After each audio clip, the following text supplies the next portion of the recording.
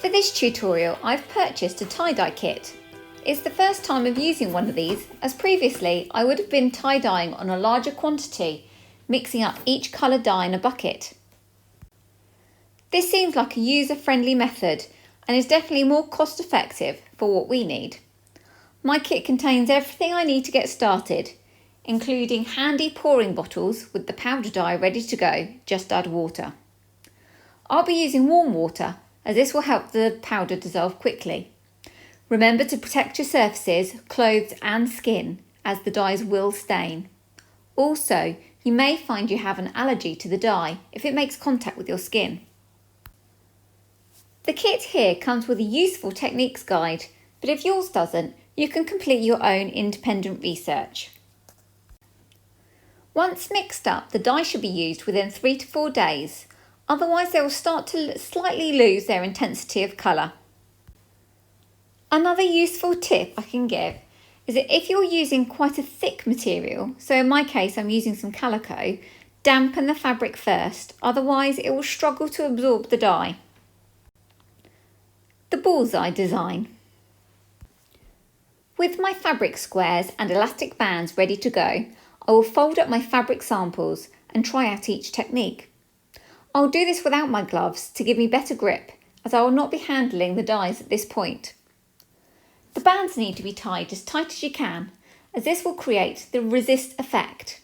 So where the bands are tied, the dye should not be able to reach and colour the fabric.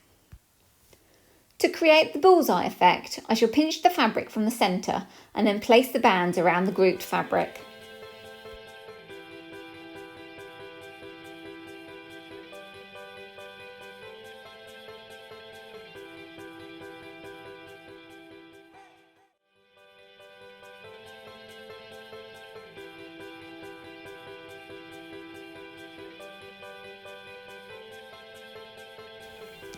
The next technique to try is the polka dot.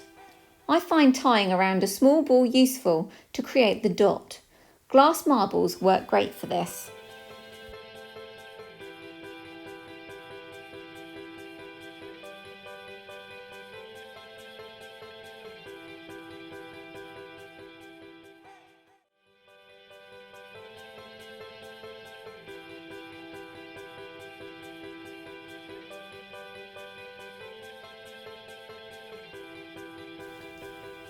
To create the spiral, I will pinch the fabric from the middle again and twirl the fabric around, then secure with elastic bands.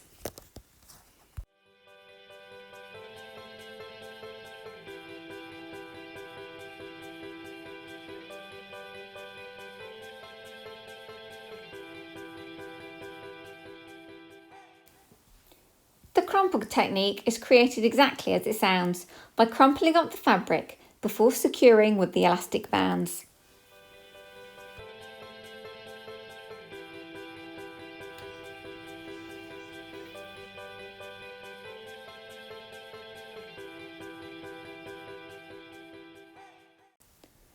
For the striped effect, I have concertinaed the fabric, folding it like you would do making a paper fan, before tying bands around each section. Here are all my samples, ready to add the dye to.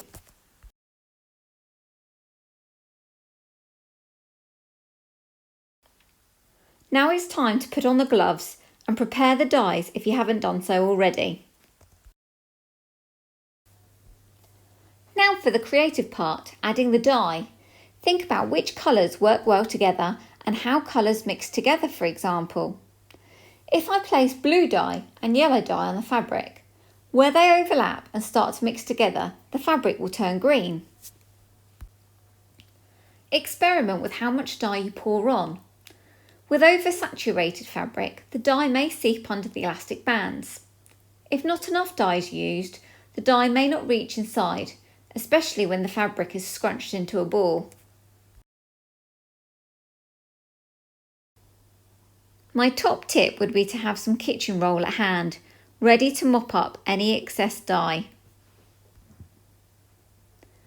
Once I've completed my samples, I'm going to loosely wrap each one in cling film. Once you've covered the dyed fabric with plastic wrap, leave for about 6 to 8 hours or even overnight for more intense colours. Once set, rinse under warm water. I would always protect my hands with the gloves while doing this, otherwise you will stain your hands.